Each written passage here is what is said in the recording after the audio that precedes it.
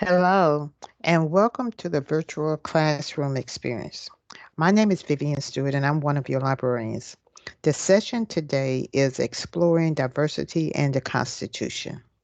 Now, our starting point is the library's webpage, and our address is www.southwest.tn.edu/library.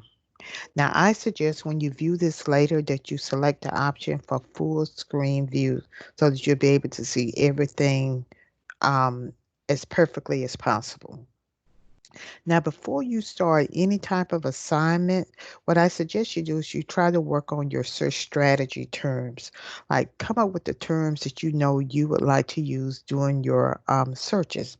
So some of the terms that I've written down that I plan to use today will be diversity, gender, abortion, education, working quality, fair employment. I just started writing down some of the terms that I knew that I wanted to use. So as I scroll down my page, I am selecting our databases because this will provide you with alternatives to using popular search engines. Your Southwest username and password will be required for remote access. So if you're already having problems with your username and password, please contact the library staff person before you start searching or contact the help desk. On our databases page, you'll see we have an alphabetical listing of broad categories. We start with biographies and the list goes down to science. So we select what we consider to be the most appropriate category to expand, and then we start using some of the database titles. Our starting point will be database collections. Now, as you start working on the unit that deals with the Constitution, what you may want to do is just kind of review the preamble and the amendments so that you'll have some knowledge of them before we actually start. When I expanded database collections, we have a listing of our paid subscriptions, and then we have some multimedia items that you can look at. I am starting with ProQuest Central. And when it opens up, now the first thing you'll notice is that it did not ask me for a username and password as it normally does. I was online about 10 minutes ago, so my credentials are still pretty active, so it did not ask me for that. But you will be prompted to enter that information. So with ProQuest Central, what I plan to do is to search for the Constitution and fairness. Those will be my key terms.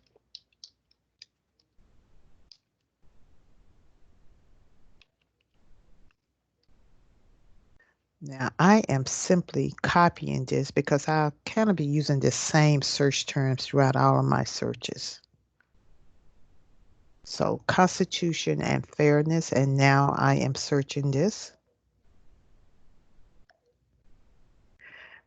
Now, this is a large number of results, and that's because I performed the basic keyword search, just looking for the Constitution and it's looking for fairness, not necessarily meaning that any of these will get me to what I want. So what I want to simply do is to show you a little trick. If I enclose this in quotation marks, this will make sure that these terms are pretty close together. So let me just copy this again. And now let's see what type of results we actually get this time. And this actually brought it down to 43. So what a difference it makes when you enclose those terms in quotation marks. Now, I need you to keep in mind that every article may not give you something that you can use. But what you are expected to do is to at least look at the articles, read through them to see if they give you some terms or additional suggestions of searches that you can do that will help get you to what you actually want to discuss in your discussions or whatever paper you have to write. Okay. So, what I want to point out is that the first thing I want to do is limit this to full text. The abstracts will give you some information, but it just may not give you everything that you need. But at least with the full text ones, you will be guaranteed that you're getting everything that you need to know about this particular article. You're provided with the titles. You have your author's name and the source. It provides you with the date. It may pull one or two sentences from the article. And when you have the option full text, you will simply select this, and this will now display the full text of the article for you. So as I said, just kind of read through it, see if it gives you some ideas that you could use here or use in future searches.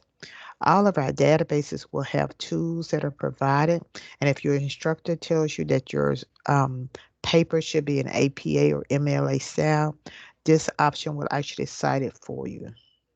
So this is ProQuest Central. I'm back at my listing of databases, so let's perform the same search in TEL, which stands for the Tennessee Electronic Library.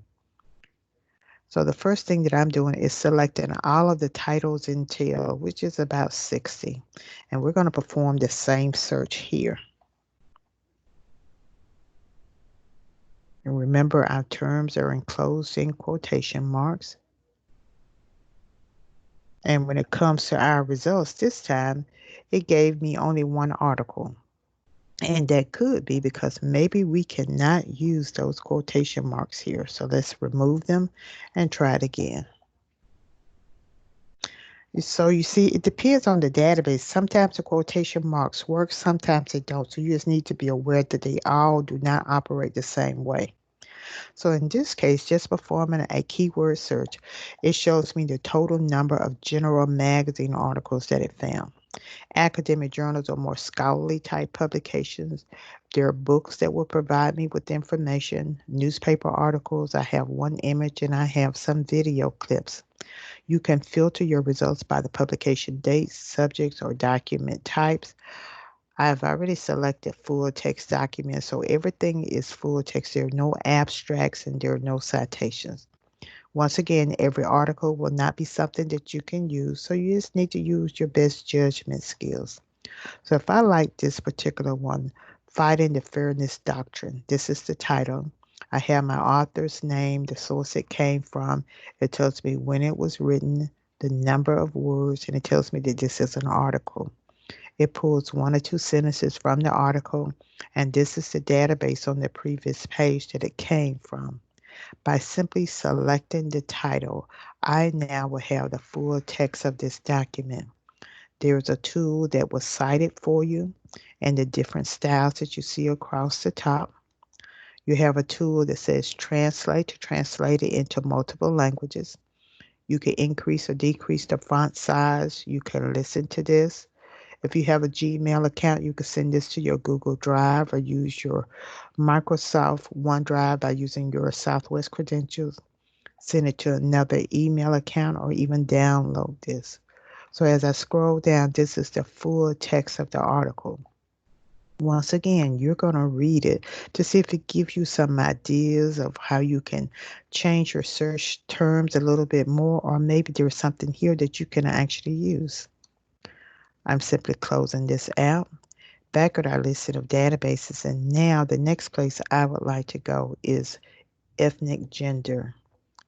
Under ethnic gender, I am scrolling down and selecting the Oxford African American Studies Center. And when this opens up, let's try to find information, first of all, on the Constitution and abortion. So I simply click inside of my search box. And remember, I just need to just change the term out this time.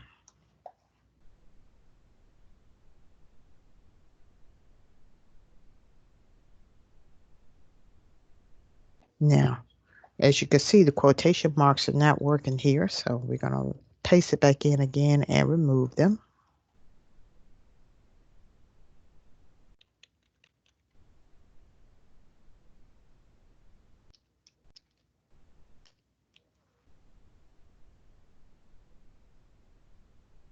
And we're seeing what we have this time. And this time I have 16 results.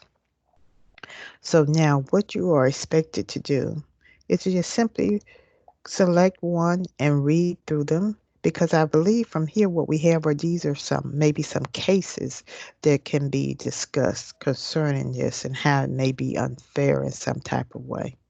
But you won't know until you actually look at the results, read through them, and see what type of information you're given.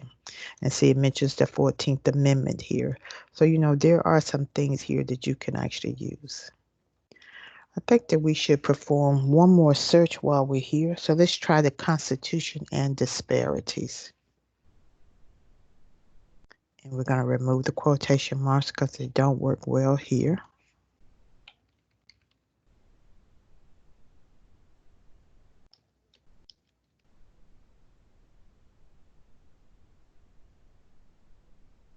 And we're waiting to see what we have. And we have 52 results here. So once again, this is full text information. Just simply select the term or the topic and read through the full text information. We're closing this out. Move into the category now of history. And under history, we're starting out with the American History Online. Okay, so our first search here would be, let's try the Constitution and education. And let's just remove the quotations just to be on the safe side.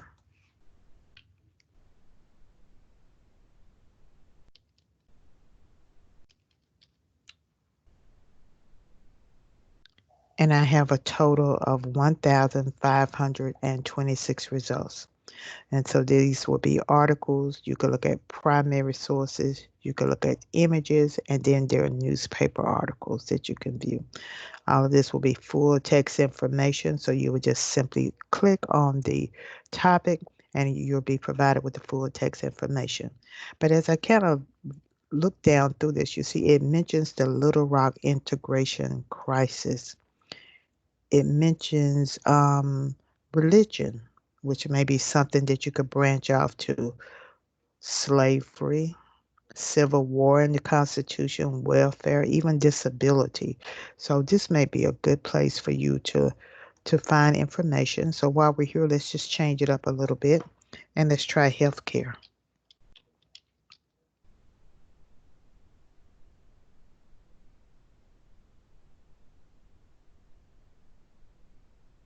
And I did not press it.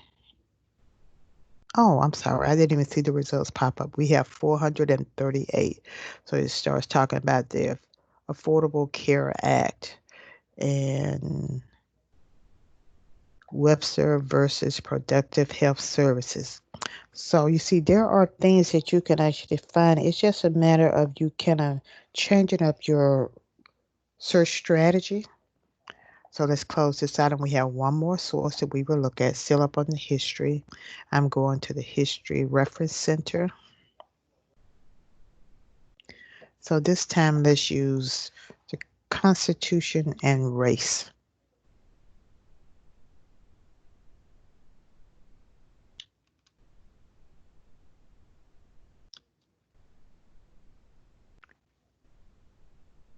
And we have 105 results. Now, everything that is here is not full text. So the first thing we need to do is limit it to full text.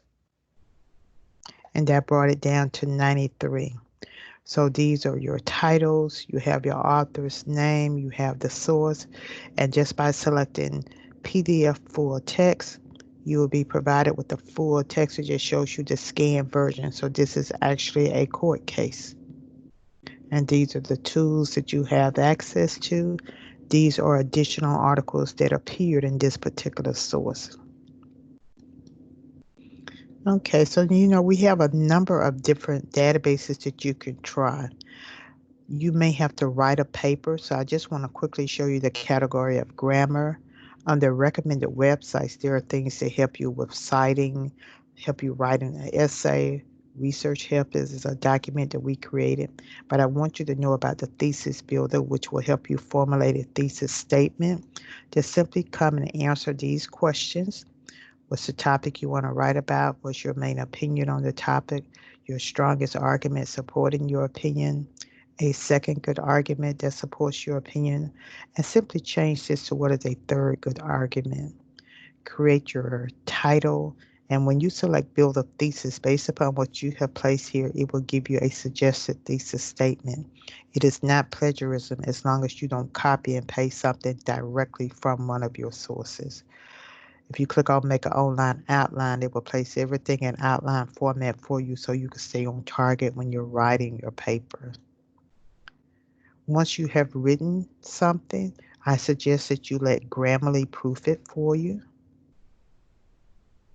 In order to use Grammarly, you need to create an account. So it asks you for your name. You must use your Southwest email and asks you for a password. When you select sign up, an email goes to your Southwest email and you have to complete the validation and wait for your welcome message. So when you have an account, simply copy and paste whatever you have written into Grammarly and it will proof it for grammatical errors, spelling errors, and also plagiarism. It will give you the total number of mistakes that it found.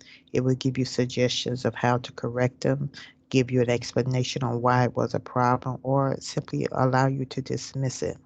Now, whatever you have done in Grammarly needs to be downloaded back down to your computer. And please keep in mind that you may want to contact the Academic Support Center and work with the tutor on proofing your papers also. Now we're going to do two more things. I want to show you our discovery service, which is called SOAR. And we're going to do the Constitution and race here. So what SOAR will do is put all of our resources together, whether it's print resources, electronic resources, everything is just put in one place for you. Now it found 968 results. The first thing that I would like to do is select full text online, which removes any print resources. I want to select newspaper articles. And now I want to select maybe the last 3 years. And these are our results. There are 92 of them. You're provided with your title, you have your author's name, you have the source that it came from. It pulls a couple of sentences from it. These are the different tools that you have access to. And when you're ready, you just simply select a title and it will display the full text of the article for you. So this is our discovery service. The last thing is I want to point out is that you can see under instant messages that there's a librarian that is actually online and are waiting to answer any questions that you have. So if you happen to see that you need some assistance, keep in mind that you can go here. You can watch some of our YouTube videos to show you how to use our resources, or you can go to Ask a Librarian. Request for a research coach means that you are requesting that a librarian work with you one-on-one for about maybe 15 to 20 minutes. Simply submit this form letting us know when it's a good time and a librarian will contact you. Ref Chatter, this is a librarian is answering any incoming chat messages. These are our hours of operation. You could send us a text message using this number. You could chat with us on our Facebook page. Using the telephone numbers here, we have staff members who are responding to any voice messages that are left. In the online classes, you'll see that a librarian is listed under your class list, so you can ask us questions there. BombGuard will allow us to remote out to your computers if you're having problems with the library's page. And this is our departmental email that you can use in order to reach out to us also. I'm back at the library's homepage. At this point, I'm about to stop sharing my screen. I hope that when you start on this assignment that you will find that it's not as hard as you may think it is. Just allow time. Do not wait until the last minute. And I think you'll find that it's kind of simple for you to find supporting information for you. I hope that this has been helpful, and I hope that you will remember to use library resources more often. Have a great day.